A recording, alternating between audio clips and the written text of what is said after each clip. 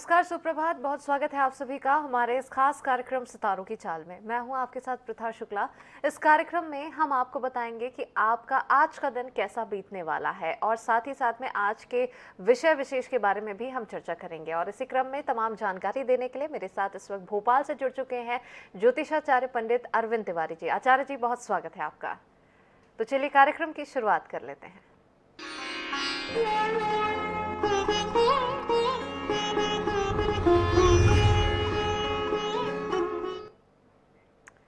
तो विषय की ओर हम रुख करेंगे, लेकिन उससे पहले आज के पंचांग के बारे में जान लेते हैं। क्या कुछ ग्रह नक्षत्र के योग बन रहे हैं, क्या कहते हैं ग्रह गोचर आज के, ये सभी आचार्य जी।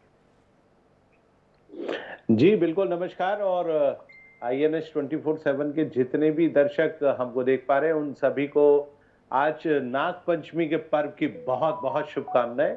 और सबसे महत्वपूर्ण चीज, आज बहुत बड़ा दिन है। श्रावण मास के शुक्ल पक्ष की पंचमी तिथि है। जैसा हम सभी लोग जानते हैं कि आज के दिन को पूरे हिंदुस्तान में नागों की पूजा के रूप में मनाया जाता है। सबसे पहले शुरुआत कर लेते हैं आज के पंचांग को लेकर। तो आज का पंचांग कुछ इस प्रकार से बना है। 2 अगस्त 2022 का दिन है, दिन मंगलवार है। श्रावण मास के शुक्ल पक्ष की आज पंचमी तिथि है। विक्रम संवत 2079 वर्तमान में चल रहा है। शक संवत 1944 है। आज का जो राहु काल रहेगा वो दोपहर में 3 बजे से 4:30 बजे के बीच में रहेगा। ग्रहों की स्थितियां कुछ इस प्रकार से बनती हैं। देखिए, सूर्य इस समय कर्क राशि में गोचर कर रहा है। वहीं आज चंद्रमा प्रातः काल से ही कन्या राशि में गोचररत है। मंगल इस समय मेष राशि में है। 10 तारीख को वो पहुंचेंगे वृषभ राशि में। वहीं बुध ग्रह इस समय सिंह राशि में गोचररत हैं। इसके बाद गुरु की बात कर लेते हैं। तो गुरु ग्रह इस समय वक्री गति से गोचर कर रहे हैं मीन राशि में, यानी अपने स्वयं की राशि में। इसके बाद शुक्र इस समय मिथुन राशि में गोचररत हैं। 6 तारीख को वो प्रवेश करेंगे कर्क राशि में। वहीं हम बात कर लेते हैं शनि की। तो शनि इस समय मकर राशि में वक्री गति से भ्रमणरत हैं। राहु इस समय मेष राशि में है और केतु इस समय तुला राशि में। तो ये था आज का ग्रह गोचर और पंचांग। चलिए, बिल्कुल। तो पंचांग के बारे में हमने विस्तृत रूप से आचार्य जी से जान लिया है और अब विषय की ओर रुख करते हैं। लेकिन उससे पहले हम अपने दर्शकों को बता दें कि अगर आपके मन में भी कोई सवाल है या आप किसी समस्या का समाधान पाना चाहते हैं, ज्योतिषीय लिहाज से वो ज्योतिष परामर्श आप चाहते हैं, तो कार्यक्रम के दौरान आप हमारे साथ में जुड़ सकते हैं। और जो नंबर आपको डायल करना होगा वो आपकी टीवी स्क्रीन पर लगातार फ्लैश भी हो रहा है। इसके अलावा अगर आप व्यक्तिगत रूप से भी परामर्श आचार्य जी से लेना चाहते हैं तो उनका पर्सनल नंबर भी टीवी स्क्रीन पर लगातार फ्लैश हो रहा है। चलिए, अब रुख करते हैं विषय की ओर। तो नाग पंचमी का विशेष दिन आज मनाया जा रहा है, जैसे कि अभी आचार्य जी ने जानकारी भी दी है। लेकिन इसी दिन पर काल सर्प दोष को भी दूर किया जाता है। अब क्या कुछ इसका महत्व है, कैसे इसकी प्रक्रिया होती है और कैसे इसे किया जा सकता है, ये सभी हम आचार्य जी से जानेंगे। आचार्य जी, देखिए, मैं आपको बताऊं कि आज बहुत बड़ा दिन है। जैसा हमने अपने प्रारंभ में भी कहा कि आज श्रावण मास के शुक्ल पक्ष की जो पंचमी होती है उसको नाग पंचमी के रूप में माना जाता है। देखिए, नाग पंचमी का अपने आप में बहुत बड़ा महत्व है। इस पृथ्वी पर एक बहुत बड़ी जाति, जिसको हम नाग जाति के रूप में जानते हैं, बाद में चूंकि वो जाति कुछ इस प्रकार से होती थी, क्योंकि वो जब भी अपनी इच्छा चाहते थे वो मनुष्य रूप में प्रकट होते थे। जब उनकी इच्छा होती थी वो सर्प रूप में प्रकट रहते थे। लेकिन अधिकांश जो भी जाति के लोग थे वो सर्प के रूप में पाए जाते थे। देखिए, ये इसका महत्व क्यों बढ़ा और इसके महत्व की बात कहाँ से आती है। जैसा हम सभी जानते हैं, गंगा का अवतरण इस पृथ्वी पर हो रहा था। तो गंगा को, चूंकि गंगा के वेग को संभालने के लिए कोई भी तैयार नहीं था, तो भगवान शिव गंगा के वेग को संभालने के लिए तैयार हुए, अपनी जटाओं में उन्होंने लिया।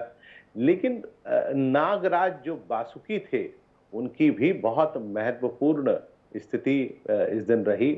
और आप देखिए कि उसके बाद से नाग पंचमी के पर्व को मनाना लगभग प्रारंभ सा हो गया। देखिए, हमारे देश में हम सभी की पूजा अर्चना करते हैं, चूंकि प्रकृति में सभी की महत्ता पाई जाती है।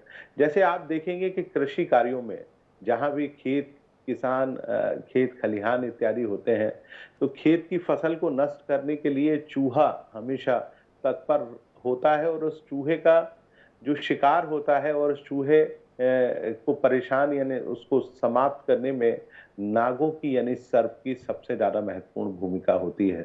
सर्प एक प्रकार से हमारे प्रकृति के अंग हैं। यदि प्रकृति में ना हो तो हमारी प्रकृति का बहुत सारा संतुलन डगमगा जाएगा।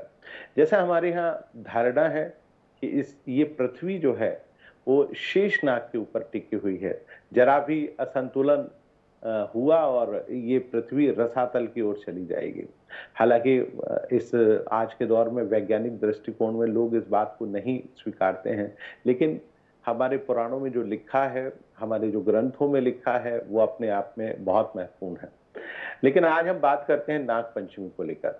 नाग पंचमी आज के दिन मनाई जाती है। आज हम सर्प का पूजन करते हैं, अर्थात नागों का पूजन करते हैं, उस जाति का पूजन करते हैं जिसकी भूमिका सबसे ज्यादा महत्वपूर्ण है।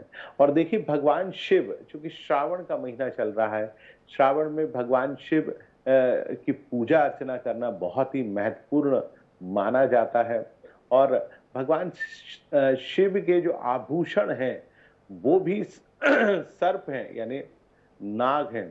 तो उनकी पूजा अर्चना करने से भगवान शिव भी प्रसन्न होते हैं। ठीक इसके अलावा हमारे यहाँ हमारे ज्योतिष शास्त्र में जन्म कुंडली की हम लोग बात करते हैं। लोग जन्म कुंडली के आधार पर अपने भविष्य का निर्धारण करते हैं, लेकिन कई बार जीवन में आगे नहीं बढ़ पाते हैं। आगे बढ़ पाने में बहुत परेशानी आती है, तो उसमें कहीं ना कहीं काल सर्प दोष या काल सर्प योग की बात हमेशा की जाती है। तो आज के दिन यदि आप नागों की पूजा अर्चना कर लें, उनको आप मना लें, तो आपके जीवन में काल सर्प दोष या सर्प दोष से आपको मुक्ति बहुत आसानी से पाई जा सकती है।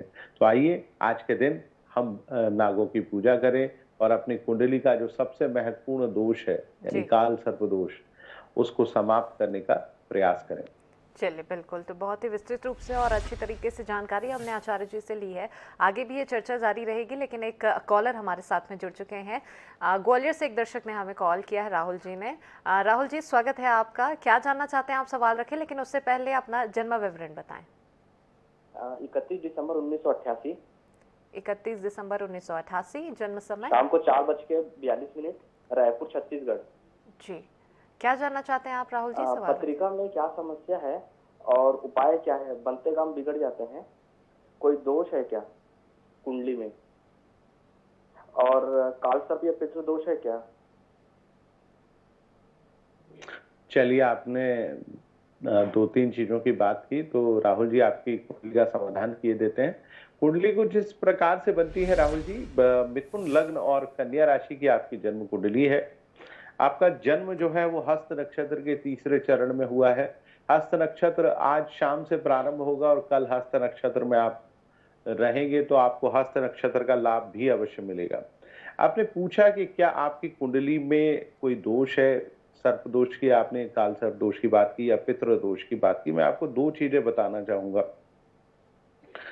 कि जहां तक प्रश्न काल सर्प दोष का, तो निसंदेह काल सर्प दोष बनता है आपकी जन्म कुंडली में, क्योंकि राहु और केतु के बीच में अधिकांश बड़े ग्रह मौजूद हैं। उदाहरण के तौर पर सूर्य, शनि, और छठे भाव अष्टम भाव में बुध बैठे हुए हैं, शुक्र छठे भाव में बैठे हुए हैं। और आप देखिए कि सारे ग्रह फंसे हुए हैं, केवल बृहस्पति को छोड़ दीजिए जो कि रेट्रोकेट यानी वक्री होकर 12वें भाव में बैठा हुआ है। तो काल सर्प दोष तो है ही, तो काल सर्प दोष की तो आपको शांति कराना ही पड़ेगी। दूसरी जो सबसे महत्वपूर्ण चीज है आपकी जन्म कुंडली में, वो 2 ग्रह हैं। अब वो 2 ग्रह कौन से हैं जिनके कारण आप आगे नहीं बढ़ पाते हैं? सबसे पहले तो चौथे भाव का जो चंद्रमा है वो आपको आगे नहीं बढ़ने दे रहा है राहुल जी, क्योंकि वो व्यर्थ का मान अपमान आपको कराता है और सुख में लगातार कमी देता है। दूसरा सबसे महत्वपूर्ण चीज, बुध ग्रह का अष्टम भाव में बैठना राहुल जी, आपको कंसंट्रेट नहीं होने देता, यानी चित्त में एकाग्रता नहीं लाने देता, और उसके चलते आप किसी भी काम की शुरुआत बहुत बेहतर तरीके से करते हैं, परंतु समस्या ये होती है कि उस काम को बीच में छोड़ देते हैं। मन पर थोड़ा नियंत्रण नहीं है, ड्युअलिटी है, हम एक साथ कई कामों को करना चाहते हैं, यही हमारे जीवन की सबसे बड़ी समस्या है। तो आज श्रावण मास के शुक्ल पक्ष की पंचमी को आप कोशिश करें अपने सर्प दोष को दूर करने के लिए। उस हेतु मैं आपको सलाह दूंगा कि किसी आप भगवान शिव के ऐसे स्थान पर जाएं जो कि बहुत दिव्य मंदिर हो। यदि वहां पंडित जी आपकी काल सर्प दोष शांति की पूजा अर्चना कराते हैं तो निसंदेह आपको लाभ होगा। इसके अतिरिक्त एक चीज आपको मैं अवश्य कहूंगा कि आप एक मोती रत्न अवश्य धारण करें। उसका वजन लगभग 20 से 22 रत्ती के बीच का हो, सीधे हाथ की सबसे छोटी उंगली में राहुल जी आप पहनिए। मुझे लगता है इससे भी आपको आपके भविष्य और अपने कैरियर को बनाने में अवश्य राह दिला सकता है।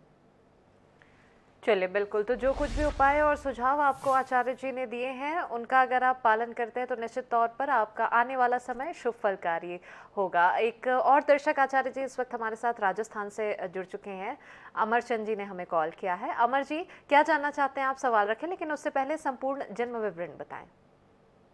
नमस्कार जी। जी नमस्कार।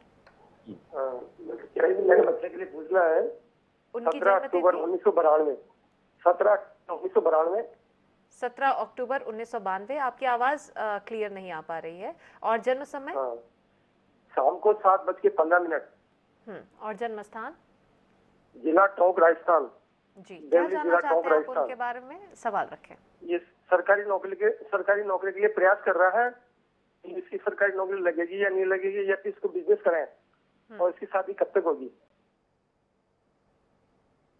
चलिए, आपके 3 प्रश्न हैं, तीनों प्रश्नों का उत्तर दिए देता हूं मैं। सबसे पहले जो आपके बेटे साहब हैं उनकी कुंडली कुछ इस प्रकार से बनती है। वृषभ लग्न और मिथुन राशि के जातक हैं अमरचंद जी, ये आपके पुत्र।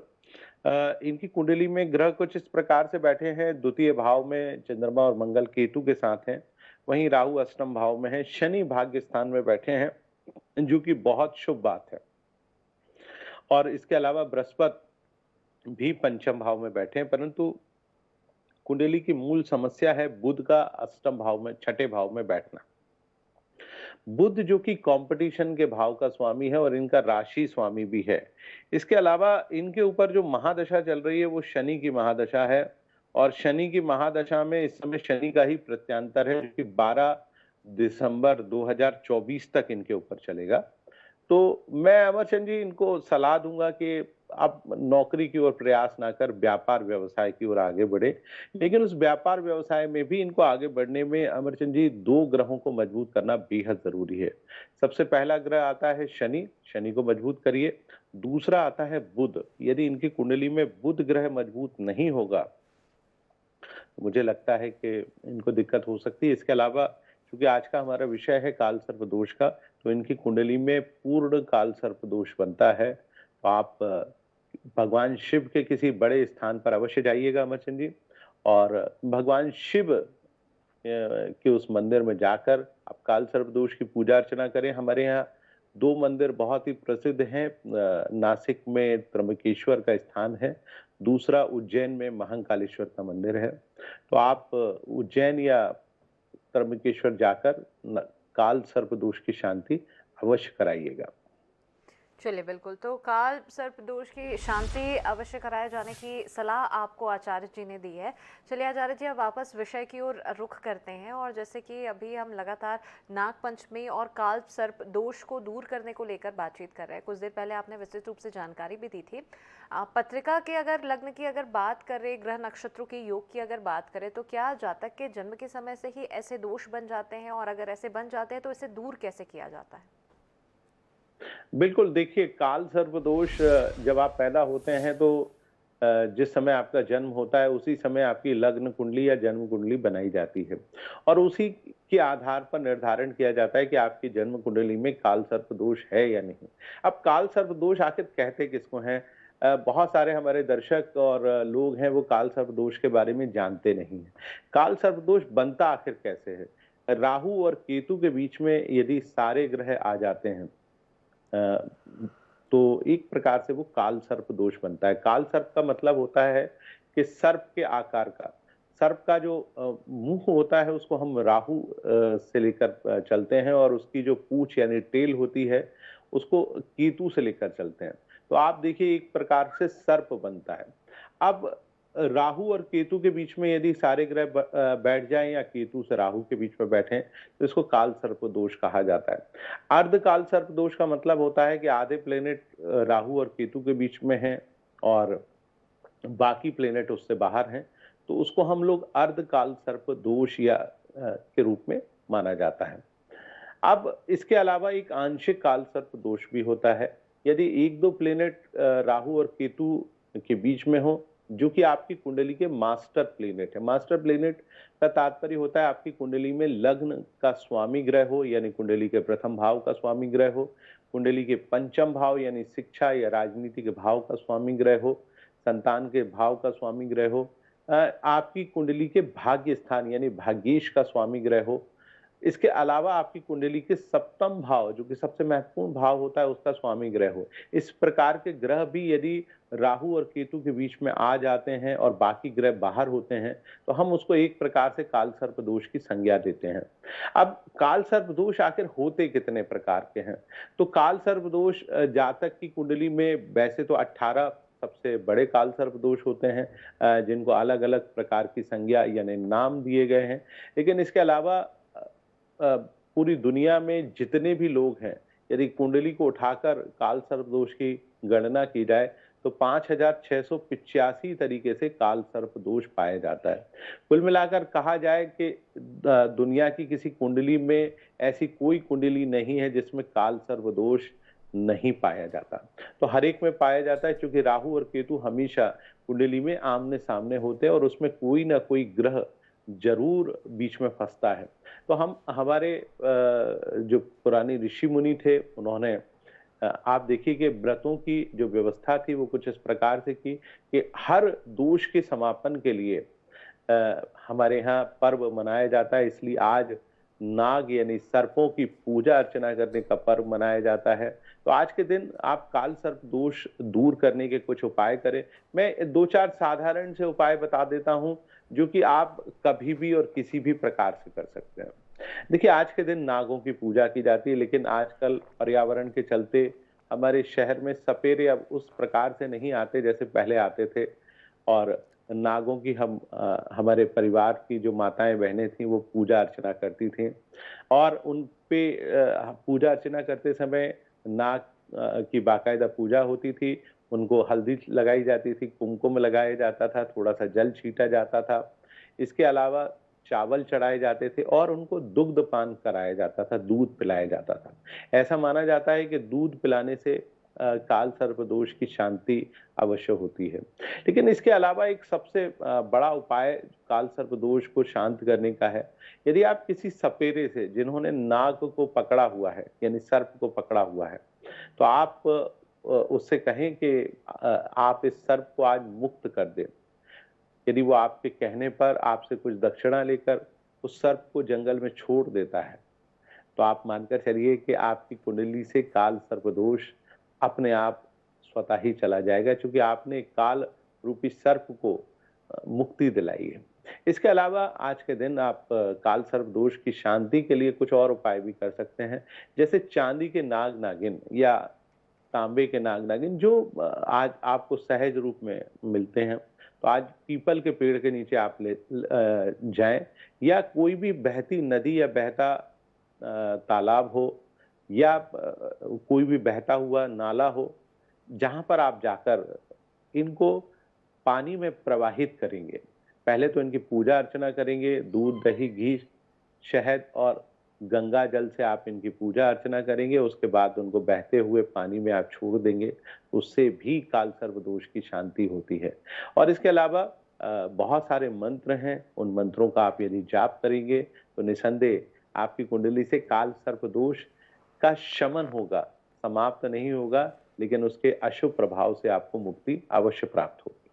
चलिए बिल्कुल, तो क्या इस दोष की वजह से कैसे इसका समाधान पाया जा सकता है, ये तो हमने आचार्य जी से जाना है। अब बढ़ते हैं आगे आचार्य जी, और एक-एक कर अब सभी राशियों के बारे में जान लेते हैं कि सभी राशियों के जातकों के लिए आज का ये दिन कैसा बीतने वाला है। शुरुआत मेष राशि से। बिल्कुल प्रथा जी, हम शुरुआत करते हैं मेष राशि से। तो मेष राशि वाले जातकों का दिन आज कल की तुलना में थोड़ा-सा बेहतर है और दोपहर बाद से समय तो और भी बढ़िया रहेगा। सेहत बढ़िया रहेगी, मन प्रसन्न रहेगा, कामकाज की स्थिति और भी बढ़िया रहेगी।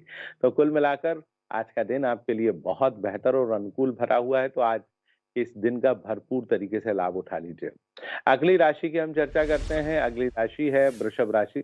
तो वृषभ राशि वाले जातकों की स्थिति भी आज दोपहर के बाद से बहुत बढ़िया हो रही। मन प्रसन्न बना रहेगा, पंचम भाव का चंद्रमा आपको आनंदित करेगा, प्रसन्नता देगा, कामकाज की स्थिति को बढ़िया बना देगा। प्रेम संबंधों में खास तौर से सुधार आने वाला है, तो आज के दिन का भरपूर तरीके से लाभ उठा लीजिए।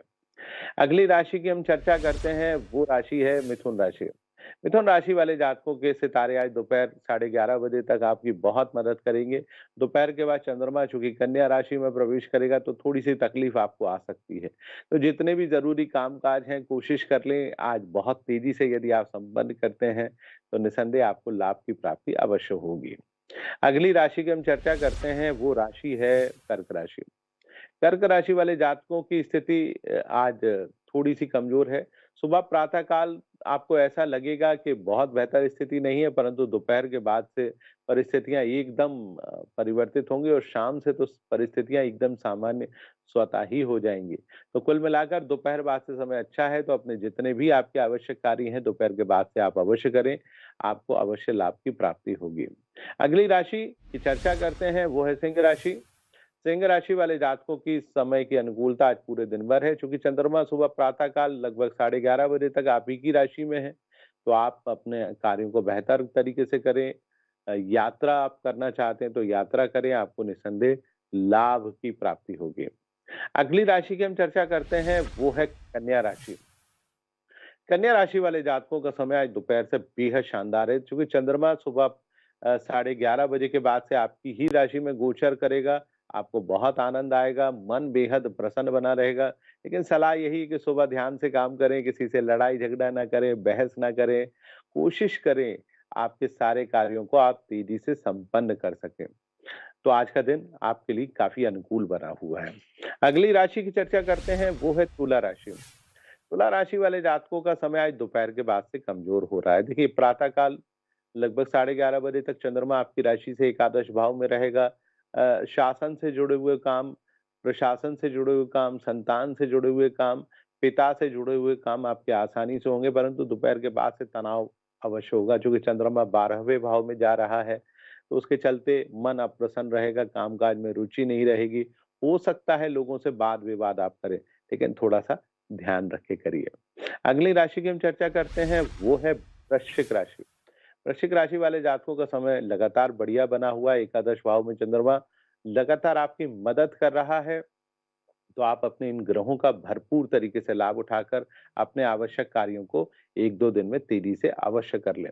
और प्रेम संबंधों के लिए दिन तो आज बेहद खास बना हुआ है।